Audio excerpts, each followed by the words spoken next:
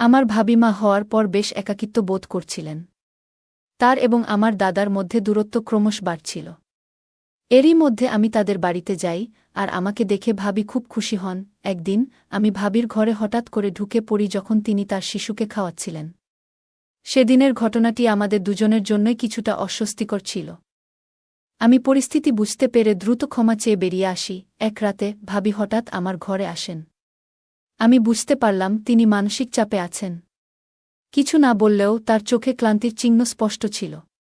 তিনি বললেন, আমার দিনগুলো খুব কঠিন যাচ্ছে, একটু মানসিক সমর্থন দরকার। এরপর তিনি এসে আমার পাশে বসেন। আমরা কিছুক্ষণ কথা বললাম, আমি তাকে সান্ত্বনা দেওয়ার চেষ্টা করলাম। সেই রাতটি আমাদের সম্পর্কের জন্য নতুন একটি অধ্যায়ের শুরু ছিল, যেখানে সহানুভূতি আর বন্ধুত্ব আরও গভীর হয়। আমার ভাবি ছিল অনেক সুন্দর দেখতে। তিনি সব সময় মডার্ন ড্রেস পরতে ভালোবাসত। বিয়ের পর তিনি একটু স্বাস্থ্যবান হয়ে যায়, যা তাকে আরও বেশি আকর্ষণীয় করে তুলেছিল। বন্ধুরা, আজকের গল্পটি অনেক বেশি স্পেশাল, তাই কেউ মিস করবেন না। দয়া করে গল্পগুলো ভালো লাগলে ভিডিওটি লাইক, শেয়ার এবং চ্যানেলটি সাবস্ক্রাইবই করো প্লিজ। আমি অনেক দিন পর আমার দাদার বাড়ি যাচ্ছিলাম। সেখানে যাওয়ার আগে জানতাম না যে দাদার স্ত্রী আমার সাথে এমনভাবে সম্পর্ক গড়ে তুলবেন, যা আমাদের দুজনের জন্যই ভালো হবে। তাদের বিয়ের পর থেকে আমি আমার ভাবির সাথে খুব কমই দেখা করেছিলাম। মাঝে মাঝে দাদার ফোনে কথা হলেও ভাবির সাথে তেমন যোগাযোগ ছিল না। দাদার একটি ছেলে হয়েছে, এখন তার বয়স 6 মাস, কিন্তু আমি এখনও ছেলেটিকে দেখতে যেতে পারিনি। তাই কিছুদিনের জন্য সময় বের করে দাদার বাড়িতে যাওয়ার সিদ্ধান্ত নিলাম। বাড়িতে পৌঁছানোর পর প্রথমেই আমার ভাবির সাথে দেখা হলো। প্রথমে তাকে চিনতে পারিনি, কারণ তিনি এখন অনেকটাই পরিবর্তিত, বেশ মোটা হয়ে গেছেন। এরপর ধীরে ধীরে তাকে চিনে ফেললাম। আমি তাকে জড়িয়ে ধরলাম এবং তার বাচ্চাটির সাথে অনেক মজা করে খেললাম। সন্ধ্যায় যখন দাদা বাড়ি এলেন এবং আমাকে দেখলেন, তখন তিনি খুব খুশি হলেন। আমার দাদা রাহুল দা আমাদের পরিবারের বড় ভাইদের মধ্যে একজন ছিলেন। আমি ছিলাম পরিবারের সবচেয়ে ছোট চাচার ছেলে, আর রাহুল দা ছিলেন সবচেয়ে বড় চাচার ছেলে। ছোটবেলায় রাহুল দা আমাকে অনেক ভালোবাসতেন, আর পরিবারের ছোট হওয়ায় সবাই আমাকে আদর করতেন। এখন ভাবি যে আমাকে এতটা যত্ন নেবেন, তা আমি ভাবতেও পারিনি। 2 দিন দাদা ও ভাবির সাথে থেকে আমি বাড়ি ফিরতে প্রস্তুতি নিচ্ছিলাম। ঠিক তখনই ভাবি আমাকে থামিয়ে দিলেন। তিনি বললেন, বাচ্চা হওয়ার পর থেকে আমি কোথাও যেতে পারিনি। যদি তুমি আরও কিছুদিন থেকে যাও, তাহলে আমার কিছুটা সাহায্য হবে। তোমার দাদাও কিছুদিনের জন্য বাইরে যাচ্ছেন, তখন তুমি থাকলে আমার জন্য ভালো হবে। আমি তখনই আমার পড়াশোনার পরীক্ষা শেষ করে দাদার বাড়ি এসেছিলাম, আর ছুটিও ছিল। তাই আমি সিদ্ধান্ত নিলাম যে কিছুদিনের জন্য সেখানে থেকে যাই। ওই শহরে আমার কিছু বন্ধুও ছিল, যাদের সাথে দেখা করার ইচ্ছা ছিল। সেই দিন আমি আমার ঘর থেকে স্নান করে বের হলাম। যেহেতু দাদার বাড়িতে থাকার পরিকল্পনা করিনি, তাই বেশি কাপড়ও সাথে আনিনি। আমি দাদার টি-শার্ট খুঁজে বের করার জন্য তার ঘরে যাওয়ার সিদ্ধান্ত নিলাম। ভাবিকে সেখানে কোথাও দেখলাম না, আর দাদাও তখন ঘরে ছিলেন না। মনে হলো ভাবি হয়তো রান্নাঘরে ব্যস্ত, আর দাদা কোথাও কাজে ব্যস্ত ছিলেন। ভাবিকে কাজ থেকে ডেকে আনা ঠিক মনে করলাম না। সাধারণত সবার কাপড় আলমারিতে থাকে, তাই আমি নিজেই দাদার একটি টি-শার্ট নিয়ে নেওয়ার সিদ্ধান্ত নিলাম। আমি দাদার একটি টি-শার্ট পরে নিলাম এবং আয়নার সামনে দাঁড়িয়ে নিজের চুল ঠিক করতে লাগলাম। কিছুক্ষণ পর হঠাৎ পেছন থেকে একজন আমাকে জড়িয়ে ধরলেন। ভাবি হয়তো ভুল করে আমাকে দাদা মনে করে আলিঙ্গন করলেন। আমি দ্রুত তার হাত থেকে নিজেকে ছাড়ানোর চেষ্টা করলাম, কিন্তু তিনি তখনও আমাকে ছাড়তে চাইলেন না এবং আরও শক্ত করে জড়িয়ে ধরলেন। ঠিক তখনই দাদা ঘরে ঢুকলেন এবং ভাবিকে আমাকে জড়িয়ে ধরতে দেখে তার চোখ বিস্ময়ে বড় হয়ে গেল। দাদাকে দেখে ভাবি হঠাৎ পেছনে সরে গেলেন এবং বললেন, তুমি যখন দরজায় দাঁড়িয়ে আছো, তবে তিনি কে? আমি তখন ঘুরে দাঁড়ালাম, আর ভাবি আমাকে দেখে হতভম্ব হয়ে বললেন, তুমি তো রাহুলের টি-শার্ট পরে আছো, তাই চিনতে পারিনি। দাদা এবং আমি দুজনেই এই ঘটনাটি মেনে নিলাম, কারণ আমরা বুঝতে পেরেছিলাম এটি নিছক একটি ভুল বোঝাবুঝি। এরপর দাদা আর কিছু না বলে ঘর থেকে বেরিয়ে গেলেন, আর আমিও সেখানে থেকে সরে এলাম। আমি ঘর থেকে বেরিয়ে যাওয়ার সময় ভাবি আমার দিকে তাকিয়ে মৃদু হাসলেন। ভাবি কি বোঝাতে চাইছিলেন তা তখনও বুঝতে পারলাম না। দুপুর থেকেই দাদা বাইরে যাওয়ার প্রস্তুতি নিচ্ছিলেন, কারণ রাতে তার ফ্লাইট ছিল। রাত 9টার দিকে তিনি ফ্লাইটের জন্য বেরিয়ে গেলেন। এর পরের কয়েকদিন আমি, ভাবি আর তাদের ছোট সন্তান বাড়িতে একাই ছিলাম। দাদা চলে যাওয়ার পর থেকে ভাবির আচরণে কিছুটা পরিবর্তন লক্ষ্য করলাম। সেদিন রাতে তিনি বললেন বাচ্চাটি ঘুমাতে পারছে না, তাই তাকে আমার ঘরে নিয়ে এলেন। বাচ্চাটিকে আমার কোলে রেখে তিনি একটু কাজ সেরে আসবেন বলে চলে যান। কিছুক্ষণ পর বাচ্চার খেলনাটি হাত থেকে ফসকে মাটিতে পড়ে গেল। খেলনাটি তুলতে গিয়ে তিনি নিচু হলেন, আর তখন তার শাড়ির আঁচল সামান্য সরে গেল। কিন্তু আঁচল ঠিক করার চেয়ে তিনি খেলনাটি তোলার দিকে বেশি মনোযোগ দিলেন, যা দেখে আমি একটু অস্বস্তিতে পড়লাম। পরে তিনি খেলনাটি তুলে আঁচল ঠিক করে নিয়ে বললেন, আজ সারাদিন রাহুলের যাওয়ার প্রস্তুতিতে ব্যস্ত ছিলাম, খুব ক্লান্ত লাগছে। এখন একটু বিশ্রাম না নিলে ভালো লাগবে না। এখন স্নান না করলে আমার মনের প্রশান্তিও হবে না। তুমি কি একটু সময়ের জন্য তোমার ভাতিজাকে সামলাতে পারবে? আমি সম্মতি দিলাম এবং ভাবি বাচ্চাটিকে রেখে স্নান করতে চলে গেলেন।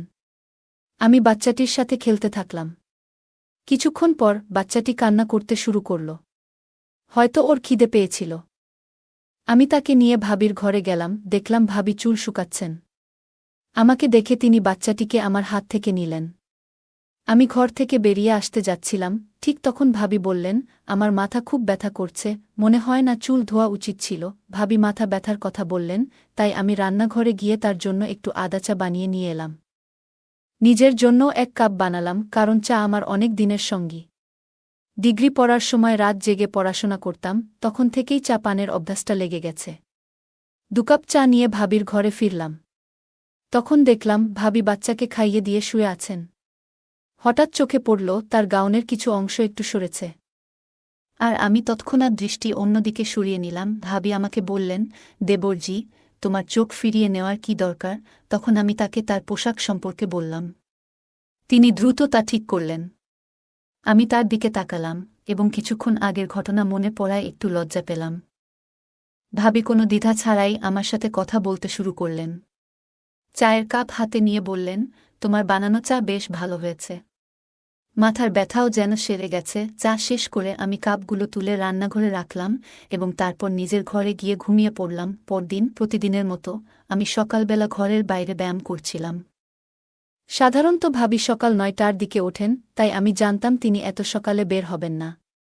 আমি প্রতিদিন সকাল 7টায় উঠে ব্যায়াম শুরু করি এবং 8টার মধ্যে শরীর ঘামে ভিজে যায়।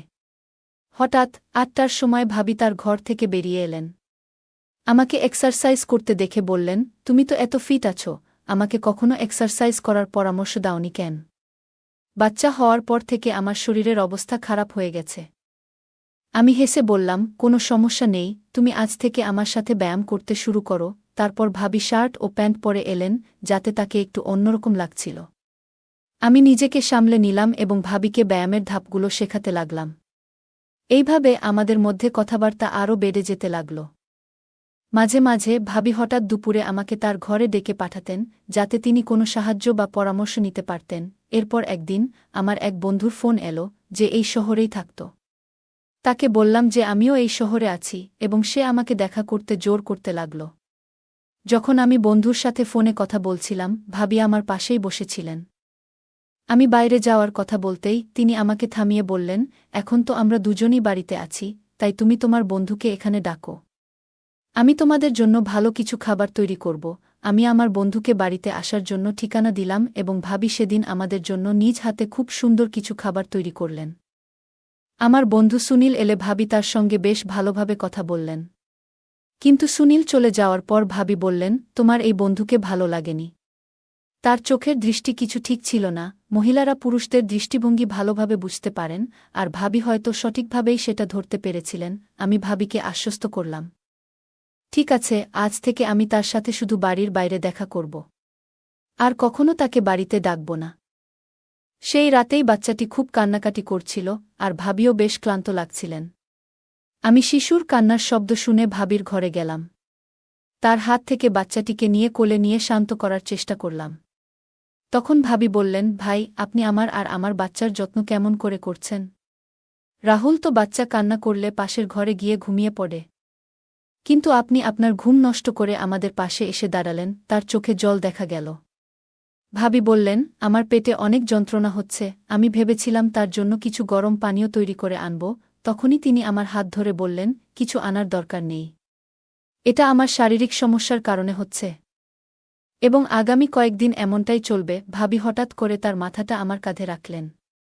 আমি বুঝলাম সম্ভবত তিনি বেশ ক্লান্ত আর অসুস্থ বোধ করছেন। বাচ্চাটাও তাকে সারাদিন বিরক্ত করেছে।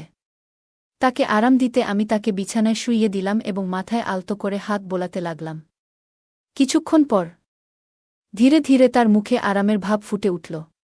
কয়েকদিন পর ভাবির শরীর আগের তুলনায় বেশ সুস্থ মনে হল। ভাবি আমার ঘরে এলেন, আজ যেন তাকে দেখতে আরও সুন্দর লাগছিল। তিনি কালো রঙের একটি শাড়ি পরেছিলেন। ভাবি বললেন, ভাই, এই কয়েকদিনে আপনি আমার খুব যত্ন নিয়েছেন।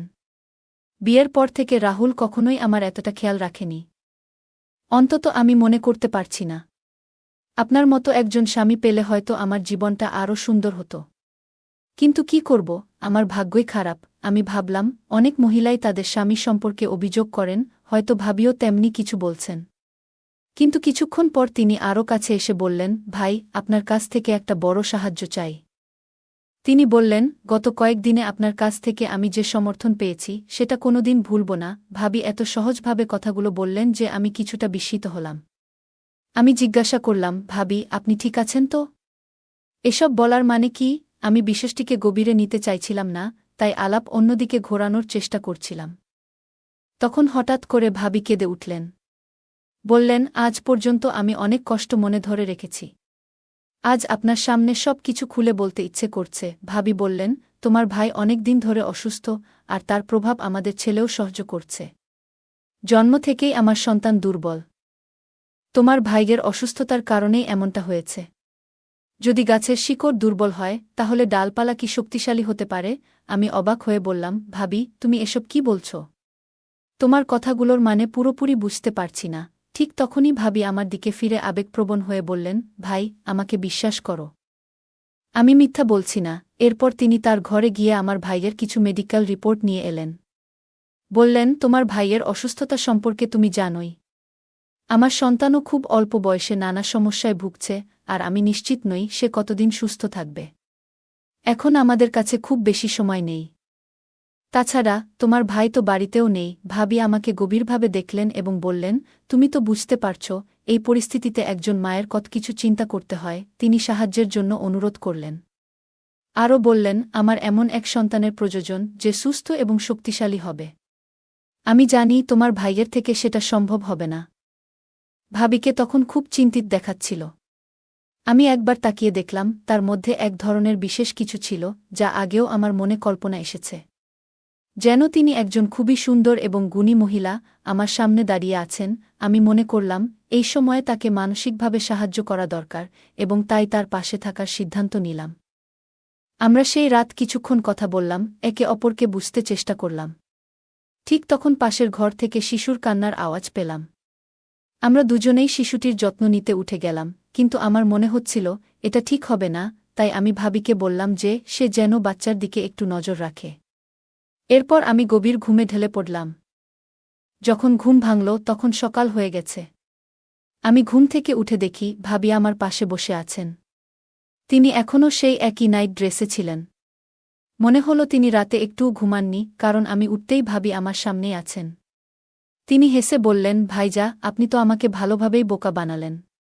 আপনি রাজি বলার পরেও সরাসরি ঘুমিয়ে পড়লেন। আমি তখন তাকে আলতো করে বললাম, আমাদের জন্য সময় আছে, মাত্র একটা দিন নয়, সামনের 15 দিন আমাদের জন্যই রয়েছে। মনে রেখো, আমরা একে অপরের পাশে আছি। ভাবি নিজে থেকেই আমার দিকে এগিয়ে এসেছিলেন, তবে আমি বুঝেছিলাম এর আগে আমাকে কিছু মানসিক প্রস্তুতি নিতে হবে, কারণ এই অভিজ্ঞতা আমার জন্য নতুন ছিল। সেই দিন আমি সেলুনে গিয়েছিলাম এবং পথে আমার এক বন্ধুর কথা মনে পড়ে। সে বরাবরই মেয়েদের ব্যাপারে বেশ অভিজ্ঞ ছিল, সবসময় কাউকে না কাউকে ইমপ্রেস করার চেষ্টা করত। ভাবির সঙ্গে দেখা করার আগে আমি তার কাছ থেকে কিছু পরামর্শ নিলাম। সে আমাকে কিছু টিপস দিল। রাতে প্রতিদিনের মতো ভাবি আমার ঘরে এলেন। আমি মনে করলাম, বন্ধু একদিন বলেছিল, অনেক মানুষ চকোলেট পছন্দ করে এবং উপহার দিলে সম্পর্কের মধ্যে উষ্ণতা বাড়ে, তাই আমি ভাবিকে একটি চকোলেট দিলাম। তিনি মৃদু হাসলেন, আর সেই মুহূর্তে বুঝলাম তিনি অনেক আন্তরিক এবং অনুভূতিপ্রবণ। তার সঙ্গে কথা বলাটা খুবই মধুর ছিল, এবং সেই দিনটা আমাদের মধ্যে একটি সুন্দর বন্ধুত্বের স্মৃতি হয়ে থাকল। পরের দিন সকালে ঘুম থেকে উঠে নিজেকে খুব সতেজ ও প্রশান্ত লাগল। জীবনের 25 বছরেও এমন অনুভূতি আগে কখনো হয়নি, যা আমাকে গভীরভাবে স্পর্শ করেছিল। সেই অভিজ্ঞতা মনে দাগ কেটেছিল। এরপর থেকে ভাবির সঙ্গে সময় কাটানো যেন একটা অভ্যাসে পরিণত হল। আমরা বিভিন্ন বিষয়ে কথা বলতাম আর তার সঙ্গ উপভোগ করতাম। তবে কিছুদিন পর দাদা বাড়ি ফিরলেন। আমি ভেবেছিলাম হয়তো এখন আমাদের বন্ধুত্বের সেই খোলামেলা মুহূর্তগুলো আর আগের মতো থাকবে না। তবুও রাতের সময় যখন সবাই ঘুমিয়ে থাকত, ভাবি মাঝে মধ্যে আমার সঙ্গে কিছু সময় কাটাতে আসতেন। আমরা তখন নানা বিষয় নিয়ে আলোচনা করতাম। একবার রাতের বেলা ভাবি আমার ঘরে এসে হাসি মুখে বললেন, গত 2 দিন ধরে আমার মনে হচ্ছিল আমি হয়তো মা হতে চলেছি। আজ চেকআপ করানোর পর নিশ্চিত হলাম যে আমি গর্ভবতী। দেবরজি, আপনি বাবা হতে চলেছেন আর আমি মা। আমি ভাবিকে অভিনন্দন জানালাম। তখন ভাবি বললেন, দেবরজি, শুধু অভিনন্দন দিলেই হবে না। যখন এই সন্তান আপনার, তখন তার দায়িত্ব আপনাকেই নিতে হবে। আমি অবাক হয়ে বললাম, দায়িত্ব? কিসের দায়িত্ব? ভাবি তখন বললেন, আপনাকে আপনার সম্পত্তির অর্ধেক অংশ এই সন্তানের নামে করতে হবে। ভাবির কথা শুনে যেন আমার পায়ের নিচ থেকে মাটি সরে গেল। আমি বললাম, ভাবি, আপনি কি বলছেন? আমার নামে তো 1 টাকাও নেই। ভাবি কিন্তু আমার কথা মানতে রাজি নন। তিনি বললেন, আপনি যতই অস্বীকার করুন, আমি জানি আপনার নামে কত সম্পত্তি আছে। যদি আপনি আমার কথা না মানেন, তবে আমাকে সবকিছু আপনার দাদাকে জানাতে হবে। এরপর আপনার পরিবারের সামনে কিভাবে বদনাম হবে, তা আপনি নিজেই দেখবেন। আমি বললাম, ভাবি, আপনি এই বাড়িতে মাত্র 2 বছর আগে এসেছেন। আর এই 2 বছরে আমি আপনাকে কোনো বড় পারিবারিক অনুষ্ঠানে দেখিনি। তাহলে আপনি আমার সম্পত্তি সম্পর্কে কিভাবে জানলেন? ভাবি আমার প্রশ্নের মুখে কিছুটা অসহায় হয়ে গেলেন। আমি আবার বললাম, নিশ্চিতভাবেই দাদা আপনাকে এসব বলেছিলেন। কিন্তু ভাবি, আপনার কাছে যত সম্পত্তিই থাকুক না কেন, কয়েক বছরের মধ্যে সেটা কোনো কাজে আসবে না। সে শুনে খুব চিন্তায় পড়ল। আমি তাকে মৃদু হেসে বললাম, তুমি কিছু বুঝতে পারছ? তখন সে বলল, দেবর, তুমি কি বলতে চাচ্ছ? আমি উত্তর দিলাম, আমার শরীরে এক ধরনের রোগ আছে, যেটা হয়তো তোমারও হতে পারে। তবে চিন্তা করো না, এটা খুব জটিল কিছু, যা কখনো ঠিক হবে না। আর কিছুদিন পরেই আমি মারা যাব, সাথে তুমিও। তাই আমি আমার সম্পত্তির এক অংশ তোমার নামে লিখে দিতে চাই। সে তখন খুবই অবাক হয়ে গেল। তার মুখ লাল হয়ে উঠল এবং বলল, এই কি বিপদে পড়লাম আমি। তারপর সে তার স্বামীকে জোরে জোরে ডাকতে শুরু করল। দাদা সঙ্গে সঙ্গে ঘরে চলে এলো, যেন বাইরে দাঁড়িয়ে সবকিছু শুনছিল। তখন ভাবি তার স্বামীকে বলল, আমি সম্পত্তির জন্যই তোমার ভাইয়ের কাছে এসেছিলাম। কিন্তু আমি জানতাম না যে তার শরীরে এই ধরনের সমস্যা রয়েছে। এখন আমাকে কি করতে হবে? এরপর দাদা আর ভাবির মধ্যে তর্ক শুরু হয়ে গেল। আমি সব বুঝতে পারছিলাম যে ভাবির পরিকল্পনাটি সঠিকভাবে সফল হয়নি। ভাইয়ের সাথে ভাবির প্রথম পরিচয় এবং এরপর যা ঘটেছিল, সবকিছুই এখন পরিষ্কার হয়ে গেল। সে খুব লোভী, আর সেই কারণেই ভাইয়া তার থেকে দূরে সরে গিয়েছিল। তার স্বার্থ ছাড়া সে কারো কাছে আসে না। রাহুল ভাই আমাকে শুধু ভাবির ব্যাপারে সতর্ক করেছিল। কিন্তু সেদিন রাতে দাদার আসল চেহারাটাও আমার সামনে উন্মোচিত হল। তারা দুজন মিলে আমাকে ঠকিয়ে আমার সম্পত্তি হাতিয়ে নেওয়ার পরিকল্পনা করেছিল। আমি দাদাকে বললাম, দাদা, তুমি এতটা নিচে নামতে পারবে তা আমি ভাবতেও পারিনি। তুমি কিভাবে তোমার স্ত্রীকে অন্য পুরুষের সঙ্গে সম্পর্ক রাখতে দাও? শুধু টাকার জন্য তুমি নিজের ভাইয়ের সঙ্গে প্রতারণা করছ। আমি ভেবেছিলাম আমার দাদা এখনও আমাকে নিঃস্বার্থভাবে ভালোবাসে। কিন্তু আমি ভুল ছিলাম। আমার কথা শুনে দাদা চুপচাপ মাথা নিচু করে দাঁড়িয়েছিল। আর ভাবির চোখে তখন জল। আমি তখন ভাবিকে সত্যিটা জানিয়ে দিলাম। আমি বললাম, ভাবি, তোমার চিন্তা করার দরকার নেই। আমার কোনো গোপন রোগ নেই, আর আমি তোমার সঙ্গে কিছুই ভুল করিনি। যখন তুমি আমার কাছে আসতে, আমি তোমাকে চকোলেট খেতে দিতাম, যাতে ঘুমের ওষুধ মেশানো ছিল। তুমি যখন ঘুমিয়ে পড়তে, আমি ঘর থেকে বেরিয়ে যেতাম। যদি তুমি আমার কথা বিশ্বাস না করো, তাহলে সেই গোপন ক্যামেরার ফুটেজ দেখে নাও, যেটা তুমি আমার ওপর নজর রাখার জন্য বসিয়েছিলে। সবকিছু পরিষ্কার হয়ে যাবে। এরপর দাদা ও ভাবি আমার কাছে ক্ষমা চাইতে শুরু করল। কিন্তু তাদের ক্ষমা করার মতো আমি আর কোনো ইচ্ছা রাখিনি। তারা যা পরিকল্পনা করেছিল তা আমাদের পরিবারেও ছড়িয়ে পড়েছিল এবং সবার সঙ্গে তাদের সম্পর্ক ভেঙে গেছে। এখন তারা একেবারে একা হয়ে গেছে, তাদের কর্মের ফল ভোগ করছে। বন্ধুরা, আজকের দিনে মানুষ তার নিজের রক্তের সম্পর্ককেও ভুলে যাচ্ছে শুধুমাত্র টাকার জন্য। সত্যিই কি টাকা সম্পর্কের চেয়ে বেশি মূল্যবান হয়ে গেছে? গল্পটা কেমন লাগলো জানাতে ভুলবে না। আরও মজার মজার রোমান্টিক গল্প শুনতে চাইলে ভিডিওটি লাইক শেয়ার এবং চ্যানেলটি সাবস্ক্রাইবই করতে এবং বেল আইকনটি ক্লিক করতে ভুলবে না। ধন্যবাদ। কুনাল বারবার বলছিল, মামি আপনি অনেক মিষ্টি, অনেক কিউট। আমি মজা করে বললাম, তাহলে পাশের বাড়ির মেয়েদের নিয়ে ভাবছ কেন? আমার মধ্যে কি খুদ দেখলে? কুনাল একটু হেসে বলল, মামি আপনি এসব কি বলছেন? আপনার মাথা তো ঠিক আছে। তাই বুঝি, তাহলে আজ সকালে যখন আমি প্রীতমকে খাওয়াচ্ছিলাম তখন তুমি কি করছিলে? আর যখন আমি ফ্লোরে কিছু তুলছিলাম তখন? আমার এত কথা শুনে কুনালের মুখ হা হয়ে গেল। সে লজ্জা পেয়ে বলল, সরি মামি। আমি আর তাকে কিছু বলার সুযোগ দিলাম না। আমি তাকে আমার ঘরে নিয়ে গেলাম। আমার নাম পূজা। আমি ৩০ বছর বয়সী বিবাহিত মহিলা এবং আমার বিয়ে হয়েছে ৫ বছর হল। আমাদের একটি ১ বছরের ছেলে রয়েছে। আমি এখনও আগের মতোই আকর্ষণীয় দেখতে ছিলাম এবং সম্ভবত এই কারণেই আমার সম্পর্কে অনেকেই আগ্রহী হয়ে থাকে। বাইরে বের হলেই সবাই আমার দিকে তাকিয়ে থাকে। আমার ভাগনা কুনালের সাথেও এমনই কিছু ঘটে যায়। যদিও আমি তাকে বুঝিয়েছিলাম যে এটি সঠিক নয় এবং এটি জানাজানি হলে সমস্যা হতে পারে, তবুও সে থামেনি। ফলে পরিস্থিতির চাপে আমাকেই শেষমেশ তার কথা মানতে হয়। এরপর ১ মাস ধরে আমাদের মধ্যে যা ঘটে তা নিয়ে আরও কিছু কথা বলবো এই গল্পে। আমি এক বাচ্চার মা হলেও আমি আমার শরীরের অনেক যত্ন নিতাম। তাই এখন সবাই বলে আমি নাকি আগের থেকেও অনেক সুন্দর আর আকর্ষণীয় হয়েছি। আমি শহরে থাকার কারণে আমি সবসময় ছোট পোশাক আর জিন্স পরতে ভালোবাসতাম। তারপরেও আমার স্বামী আমাকে তেমন সময় দিতেন না। তাই আমি নিজেকে ভীষণ একাকী মনে করতাম। বন্ধুরা, আজকের গল্পটা অনেক বেশি স্পেশাল। আশা করছি তোমাদের ভালো লাগবে। গল্পগুলো ভালো লাগলে ভিডিওটি লাইক, শেয়ার এবং চ্যানেলটি সাবস্ক্রাইব করো প্লিজ। আমাদের শহরে একটি কাপড়ের দোকান রয়েছে, তাই আমি এবং আমার স্বামী রমেশ ২ বছর আগে গ্রাম ছেড়ে শহরে এসে বসবাস শুরু করেছি। এদিকে এইবার আমার ভাগনা কুনাল আমাদের বাড়িতে ছুটি কাটাতে এসেছে। সে ১০ম শ্রেণীতে পড়ে। স্কুল থেকে ১ মাসের ছুটি পেয়ে এবার সে আমাদের কাছে এসে মজা করে কিছু সময় কাটানোর সিদ্ধান্ত নেয়। কুনাল যখন আমাদের বাড়িতে আসার জন্য বাসস্টপে পৌঁছায় তখন আমি নিজেই তাকে আনতে যাই, কারণ আমার স্বামী রমেশ সব সময়ের মতো দোকানে ব্যস্ত ছিল। বাসস্টপে যাওয়ার সময় আমি জিন্স আর টি শার্ট পরেছিলাম, যা কুনালের নজর কেড়ে নেয়। তখন আমাকে দেখতে অনেক সুন্দর লাগছিল। আমি মাঝে মাঝে একটু অন্যরকম পোশাক পরে নিই, যেমন জিন্স আর টি শার্ট, আর আমার স্বামী রমেশ এতে কিছু বলেন না। আমি কি পরলাম না পরলাম আমার স্বামীর কোনো যায় আসত না। সেদিন কুনাল বাসস্টপে আমার জন্য অপেক্ষা করছিল। এখন আমি আপনাদের কুনাল সম্পর্কে কিছু বলি। সে আমার ভাগনা। সে গ্রামে থাকে।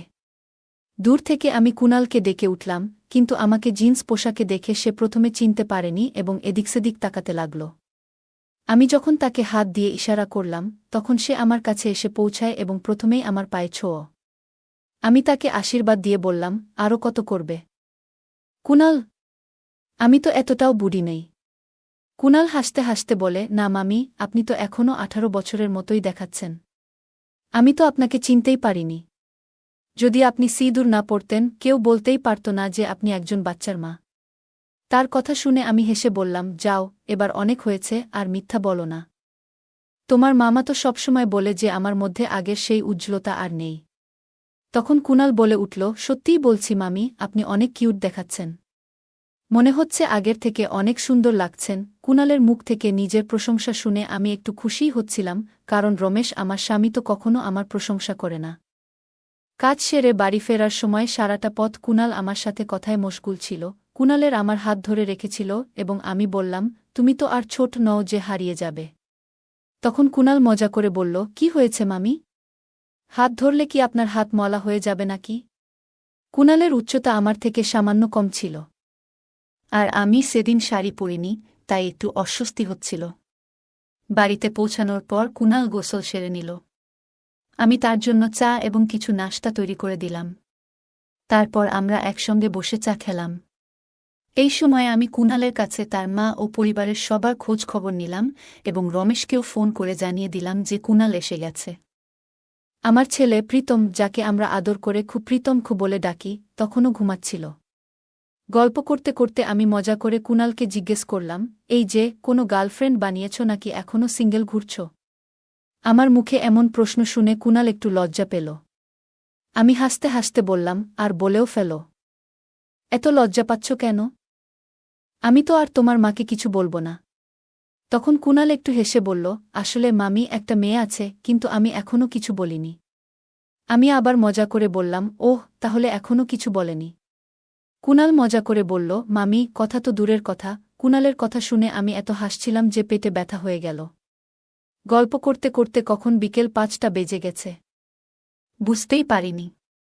এদিকে আমার ছেলে প্রীতম ঘুম থেকে উঠে গেছে, তাই কুণাল তার সাথে খেলতে শুরু করল, আর আমি বাড়ির কাজকর্মে ব্যস্ত হয়ে গেলাম। কিছুক্ষণ পর কুণাল প্রীতমকে নিয়ে আমার কাছে এলো, কারণ সে কাঁদছিল। কুণাল বলল, মামি, অনেকক্ষণ ধরে সে শান্ত হচ্ছে না, আপনি একটু সামলান। আমি বুঝলাম হয়তো ও ক্ষুধার্ত, কারণ দুপুরেও তাকে খাওয়ানো হয়নি, তাই আমি রান্নাঘরে গিয়ে প্রীতমকে খাওয়াতে শুরু করলাম। এ সময় দেখলাম কুণাল আমার দিকে তাকিয়ে আছে, আর আমি চোখ ফেরাতেই সে সরে গেল। আমি বুঝতে পারছিলাম তার মনের মধ্যে কিছু চলছে। আমি মৃদু হেসে বললাম, কি হয়েছে কুণাল? এতে লজ্জা পাওয়ার কি আছে? এরপর আমি তাকে বললাম, প্রীতমকে বিছানায় শুইয়ে দাও, এখন অনেকক্ষণ ঘুমাবে। তারপর আমি সবার জন্য রাতের খাবার তৈরি করতে ব্যস্ত হয়ে পড়লাম। এতক্ষণে রমেশও দোকান থেকে বাড়ি ফিরে এলো। রাতে রমেশ কাজ সেরে গোসল করে খাওয়ার জন্য বারান্দায় চলে এলেন। খাওয়া দাওয়ার পর রমেশ ও কুণাল কিছুক্ষণ গল্প করল, আর আমি রান্নাঘরের কাজ গুছিয়ে নিলাম। এরপর রমেশ ক্লান্ত হয়ে তার ঘরে গিয়ে শুয়ে পড়লেন। আমি কুণালের জন্য পাশের ঘরে বিছানা ঠিক করে দিলাম, কারণ বাইরে ঠান্ডা পড়তে শুরু করেছে। তারপর আমি নিজের ঘরে চলে গেলাম। ততক্ষণে রমেশ আমাদের ছেলে প্রীতমকে দোলনায় শুইয়ে দিয়েছে এবং আমার অপেক্ষায় ছিল। কিন্তু যখন আমি চুল বেঁধে বিছানায় পৌঁছালাম, দেখলাম রমেশ অপেক্ষা করতে করতে ঘুমিয়ে পড়েছে। এটা দেখে আমার সব অনুভূতিই ম্লান হয়ে গেল, কারণ গত কিছুদিন ধরে রমেশ বেশ চিন্তিত ছিল। সম্ভবত দোকানের কাজ ভালোমতো চলছিল না। তাই তাকে জাগালাম না, কারণ তার মানসিক চাপ বাড়াতে চাইনি। একটু মন খারাপ নিয়ে আমিও শুয়ে পড়লাম। কিন্তু তখন হঠাৎ মনে পড়ল যে আজ কুণাল এসেছে। সময় কাটানোর জন্য তার ঘরের দিকে চলে গেলাম। গিয়ে দেখলাম কুণাল বিছানায় শুয়ে সিনেমা দেখছে। আমাকে দেখে সে উঠে বসে বলল, মামি, কি হয়েছে? আপনি এখনো ঘুমাননি? আমি হেসে বললাম, না রে, কিছু না। ঘুম আসছে না, তাই ভাবলাম তোমার সাথে একটু কথা বলি। আমি বললাম, তোমার কাছে চলে এলাম। আচ্ছা, কি দেখছ? কুণাল মুচকি হেসে বলল, কিছু না মামি, ঘুম আসছে না, তাই সিনেমা চালিয়ে রেখেছি। আমি মজা করে বললাম, ওহ, কেমন সিনেমা? কোনো বিশেষ সিনেমা তো দেখছ না? কুণাল লজ্জা পেয়ে বলল, আরে না মামি, আপনি এসব কি বলছেন? তখন আমি হাসতে হাসতে বললাম, কেন? হিন্দি রোমান্টিক সিনেমা তুমি দেখ না নাকি? কুণাল বলল, হ্যাঁ, মাঝে মাঝে দেখি। এরপর কুণালও মজা করে জানতে চাইল, মামি, আপনি কি দেখেন? আমি হেসে বললাম, আরে হ্যাঁ, আমি তো তোমার মতোই মাঝে মাঝে দেখি। কুণাল হাসতে হাসতে বলল, আপনি এত মজার মজার কথা বলেন মামি, ইচ্ছা করে আপনার সাথে সারারাত গল্প করি। আমি হেসে বললাম, 1 মাস থাকলে দেখবে আমার কথা শুনতে শুনতে তোমারও বিরক্ত লাগবে, যেমন তোমার মামার হয়। তখন কুণাল একটু অবাক করে বলল, মামি, যদি কিছু মনে না করেন, একটা কথা বলবো। আমি বললাম, বলো কুণাল, আমি কেন কিছু মনে করব? কুণাল বলল, মামি, যদি আপনার আশেপাশে আমার বয়সী কোনো মিষ্টি মেয়ে থাকে, তাহলে আমার সাথে একটু আলাপ করিয়ে দেবেন। তাহলে আমার ছুটিগুলোও ভালো কাটবে। আমি একটু মজা করে বললাম, ওহ, ভালো তো। এতই সহজ ভাবছ তুমি? কুণাল বারবার বলছিল, মামি, আপনি অনেক মিষ্টি, অনেক কিউট। আমি মজা করে বললাম, তাহলে পাশের বাড়ির মেয়েদের নিয়ে ভাবছ কেন? আমার মধ্যে কি খুদ দেখলে? কুণাল একটু হেসে বলল, মামি, আপনি এসব কি বলছেন? আপনার মাথা তো ঠিক আছে, তাই তো? আমি মুখ গোমড়া করে বললাম, এটা কি বললে? কি মনে করছ আমি কিছু বুঝি না? আজ সকালে যখন আমি প্রীতমকে খাওয়াচ্ছিলাম, তখন তুমি কি করছিলে? আর যখন আমি ফ্লোরে কিছু তুলছিলাম তখন? আমার এত কথা শুনে কুণালের মুখ হা হয়ে গেল। সে লজ্জা পেয়ে বলল, সরি মামি, আমি তো মজাক করছিলাম। আমি হেসে বললাম, আরে সরি বলার কিছু নেই। তোমরা ছেলেরা ঠিক এই রকমই। আগে গম্ভীর হয়ে কথা বলো, তারপর সরি বলে আমাদেরই অপ্রস্তুত করে দাও। তখন কুণাল আমাকে খুশি করতে বলল, মামি, আপনি রেগে গেলে আরও সুন্দর লাগে। আমি একটু মজা করে বললাম, ওটা না, এখন অনেক হয়েছে। এবার ঘুমাতে যাও, আমাকেও সকালে উঠতে হবে। যখন আমি বের হচ্ছিলাম, কুনাল আমার হাত ধরে বলল, মামি, আমরা তো এখন বন্ধু। কবে আবার আপনার সাথে গল্প করতে পারব? আমি হেসে বললাম, এত সহজে নয়, সময় হলে দেখা যাবে। তারপর হাসতে হাসতে নিজের ঘরে চলে এলাম। সকালে আমি একটু দেরি করে উঠলাম। ততক্ষণে রমেশ, আমার স্বামী, বাইরে থেকে হাঁটাহাঁটি করে ফিরেছে এবং কুনালকেও নিয়ে এসেছে। কুনালের চোখে তখনও ঘুমের ভাব ছিল। আমি রমেশকে বললাম, কুনালের এত সকাল সকাল ঘুম ভাঙালে কেন? দেখছ, ওর চোখ এখনও লাল। রমেশ মুচকি হেসে বলল, আরে ছেলেরা সব ঠিক আছে, একটু মজাই তো করছিলাম। রমেশ বললেন, কিছু হবে না পূজা, ধীরে ধীরে অভ্যাস হয়ে যাবে, বলে চা খেতে বসলেন। ততক্ষণে প্রীতমও ঘুম থেকে উঠে গেছে। তাই আমি তাকে খাওয়াতে শুরু করলাম। এরপর রমেশ বলল, পূজা, তুমি তাড়াতাড়ি আমাদের জন্য দুপুরের খাবারটা বানিয়ে দাও। আজ কুনালকে দোকানে নিয়ে যাব, সেও একটু দোকান দেখে আসুক। রমেশের মুখে কুনালকে সাথে নিয়ে যাওয়ার কথা শুনে আমার সব আনন্দ মাটি হয়ে গেল। আমি বললাম, এত তাড়াহুড়ো কেন? কালই তো এসেছে, ওকে একটু বিশ্রাম নিতে দাও। রমেশ বলল, এভাবে ঘরে বসে থাকলে ও বোর হয়ে যাবে, দোকানে গেলে মনও ভালো থাকবে। আমি একটু রেগে বললাম, তাহলে আমার কি হবে? আমি তো প্রতিদিনই ঘরে বোর হই। ভেবেছিলাম কুনাল এসেছে, একটু ভালো সময় কাটবে, আর এখন তুমিই ওকে নিয়ে যাচ্ছ। তুমি চলে যাওয়ার পর বাড়িতে কথা বলার মতো কেউ থাকে না। আমার কথাগুলো শোনার পর রমেশ মুচকি হেসে আমার গাল টেনে বলল, আচ্ছা ঠিক আছে, নেব না তাহলে, এখন আর রাগ করো না।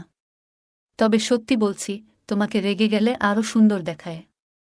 আমি মুখ ভার করে বললাম, এত বাড়িয়ে বাড়িয়ে প্রশংসা করতে হবে না। যদি সত্যিই নিয়ে যেতে মনস্থির করেছ, তাহলে নিয়ে যাও। আর বলবে না যে আমি কিছু শুনি না। তারপর আমি দুজনের জন্য খাবার প্যাক করে দিলাম, আর তারা দোকানের দিকে রওনা হল। সন্ধ্যায় রমেশ ফিরে এসে সোজা স্নান করতে গেলেন, আর কুনাল এসে ঢুকল রান্নাঘরে, যেখানে আমি রুটি বানাচ্ছিলাম। এসেই সে আমার কাঁধে মাথা রেখে বলল, মামি, আজ তো আপনাকে ছাড়াই সারা দিন মন বসেনি। আমি হাসি চেপে বললাম, হ্যাঁ জানি, তবে আগে বলো তো আমার জন্য কিছু আনছো কি?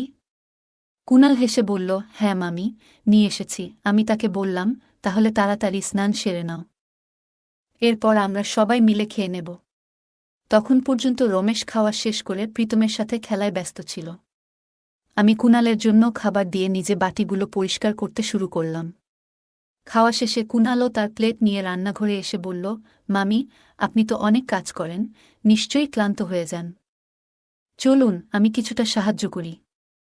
আমি হেসে বললাম, ও এখন মামিকে ইমপ্রেস করছো নাকি? কুনাল একটু হেসে বলল, না মামি, তা নয়, তবে আজকাল আপনাকে একটু বেশি ভালো লাগছে। আমি মজার ছলে বললাম, কি ব্যাপার কুনাল, এত ভালো লাগছে কেন? কুনাল লজ্জা পেয়ে হেসে বলল, মামি, আপনার সব কথারই উল্টো মানে বের করেন। এরপর আমি নিজের ঘরে গেলাম। রমেশ যেন আমারই অপেক্ষায় ছিলেন, আর প্রীতমকে তিনি প্রতিদিনের মতোই ঘুম পাড়িয়ে দিয়েছিলেন। ঘরে ঢুকতেই আমি রমেশকে জিজ্ঞেস করলাম, এখনো ঘুমাওনি? কি হয়েছে? রমেশ এসে বললেন, আসলে ঘুম আসছে না, তাই একটু জেগেছিলাম। আমি একটু মজা করেই বললাম, আচ্ছা। আর যখন আমায় ঘুম আসতো না তখন তো কিছু বলনি। রমেশ একটু থেমে বললেন, পূজা, তুমি তো জানো গত কয়েকদিন ধরে দোকানের কাজটা ঠিকমতো চলছে না, তাই একটু চিন্তায় ছিলাম। আমি মুচকি হেসে বললাম, ওহ আচ্ছা, এত ভাবনার কিছু নেই, ঠিক হয়ে যাবে। তুমি একটু অপেক্ষা করো, আমি হাত মুখ ধুয়ে আসছি। অনেক দিন পর রমেশ জানালেন যে তিনি কিছুটা বেশি সময় আমার সাথে কাটাতে চান, আর এটাই শুনে আমার মন আনন্দে ভরে উঠল। এরপর বেশ কিছুক্ষণ ধরে আমরা একসাথে সময় কাটালাম, নানা গল্প আর হাসিঠাট্টায় মেতে উঠলাম, যতক্ষণ না আমার হাসি থামানো মুশকিল হয়ে গেল। তার এতটা সময় নিয়ে আমার পাশে থাকার আগ্রহ দেখে মনটা সত্যিই প্রশান্তিতে ভরে উঠল। এরপর গল্প করতে করতে কখন যে ঘুমিয়ে পড়েছি বুঝতেই পারিনি। সকালে যখন কুনালের জন্য চা নিয়ে গেলাম, দেখলাম সে চা খেতে চাচ্ছিল না। বুঝতে পারলাম রাতে আমি তার সাথে কথা বলতে পারিনি বলে তার মন খারাপ। আমি স্নেহভরে জিজ্ঞাসা করলাম, কি হয়েছে কুনাল, তুমি কি আমার উপর অভিমান করেছ? কুনাল মৃদু কণ্ঠে বলল, রাতে তুমি আমার কাছে আসনি কেন? কুনাল বলল, মামি, জানো, আমি একটানা রাত 1টা পর্যন্ত তোমার অপেক্ষা করছিলাম। তার কথায় আমি চুপ হয়ে রইলাম, কিন্তু তার প্রতীক্ষা দেখে বুঝতে পারলাম আমরা যা করতে যাচ্ছিলাম তা ঠিক নয়। অনেকদিন পর যেন আমার ভাবনায় কিছুটা স্পষ্টতা এলো, তাই আমি কুণালকে শান্তভাবে বোঝানোর চেষ্টা করলাম এবং তার কাছে ক্ষমাও চাইলাম। তখন কুণাল বলল, মামি, এভাবে কথা বলছো কেন? আমি জানি তোমার হয়তো আজ একটু বিশ্রামের দরকার, তবে কাল কিংবা পরশু কিছু সময় বের করো, তোমার সাথে গল্প করতে আমার খুব ভালো লাগে। কুণালের এমন আবেগ দেখে আমি একটু চিন্তিত হয়ে পড়লাম, বুঝলাম যে ও সহজে বুঝতে চাইছে না। ঠিক সেই সময় রমেশ ডাক দিয়ে বলল, পূজা, শিগগিরই খাবারটা গুছিয়ে দাও, আজ আমাকে তাড়াতাড়ি বের হতে হবে। আমি রান্নাঘরে গেলাম, রমেশের জন্য খাবার প্যাক করলাম। রমেশ বের হওয়ার সময় আমি বললাম, আজও কুণালকে তোমার সাথে নিয়ে যাও, যাতে ও একটু বাইরে ঘুরে আসে। জানতাম বাড়িতে থাকলে ও আমাকে একা থাকতে দেবে না। তবে রমেশ একটু অবাক হয়ে বললেন, কালও তো তুমি বললে ওকে বাড়িতে থাকতে দাও, আর আজ সাথে নিয়ে যাওয়ার কথা বলছ। ও তো দোকানে মনও বসাতে পারছে না। এটা বলেই রমেশ চলে গেলেন। কুণাল ঘর থেকে বেরোতেই আমার পিছু পিছু রান্নাঘরে চলে এলো এবং আমাকে বোঝানোর চেষ্টা করতে লাগল, প্লিজ মামি, একটু ভাবো। তার এমন অনুরোধ দেখে বুঝতে পারছিলাম সে হয়তো সহজে মানবে না, এবং তার এই জেদটার কারণও আংশিকভাবে দায়ী আমি নিজেই। অবশেষে ভাবলাম, আচ্ছা কুণাল, ঠিক আছে, চলো ঘরে যাই। কিন্তু তখনই কেন যেন আমার চোখে জল চলে এলো। কুণাল সেটা দেখে অবাক হয়ে জিজ্ঞেস করল, মামি, তুমি কি সত্যিই খুশি নও? তার প্রশ্ন শুনে অজান্তেই আমার চোখ ভিজে উঠল, আর আমি তার পায়ের কাছে বসে বললাম, প্লিজ কুণাল, আমাকে ক্ষমা করে দাও। আমারই ভুল ছিল, তোমার সাথে এমন মজা করা উচিত ছিল না। যেদিন তুমি এখানে এলে তখন থেকেই কেমন একটা অস্থিরতা অনুভব করছিলাম। বুঝতে পারছিলাম তোমার প্রতি একটা অদ্ভুত টান অনুভব করছি, কিন্তু পরে বুঝতে পারলাম এটা ভুল। এটা ঠিক নয়, তুমি তো আমার ছেলের মতো। আমাদের সম্পর্কটা এমন হওয়া উচিত নয়। প্লিজ আমাকে ক্ষমা করো। আমার কথা শোনার পর কুণাল আর এক মুহূর্তও সেখানে থাকেনি। দ্রুত নিজের জিনিসপত্র গুছিয়ে গ্রামের বাড়িতে ফিরে যাওয়ার সিদ্ধান্ত নিল। সেও তার ভুল বুঝতে পারছিল। আসলে প্রতিটা সম্পর্কের একটা সীমা থাকে, যা অতিক্রম করা ঠিক নয়। গল্পে কুণালের প্রতি মাতৃসুলভ মমতা এবং কুণালের কিছু আবেগের কারণে একটি সীমানা অতিক্রম করার প্রবণতা তৈরি হয়েছিল। তবে সময়মতো ভুল স্বীকার এবং সঠিক সিদ্ধান্ত গ্রহণ তাদের সম্পর্ককে সঠিক পথে ফিরিয়ে আনে। এই গল্পে কুণালের প্রতি মূল চরিত্রের মমতা এবং স্নেহ ছিল মাতৃসুলভ। কিন্তু যখন সেই মমতা এবং স্নেহ কিছু সীমারেখা অতিক্রম করার পর্যায়ে পৌঁছে যায়, তখন তিনি উপলব্ধি করেন যে সম্পর্কের একটি নির্দিষ্ট সীমানা থাকা উচিত।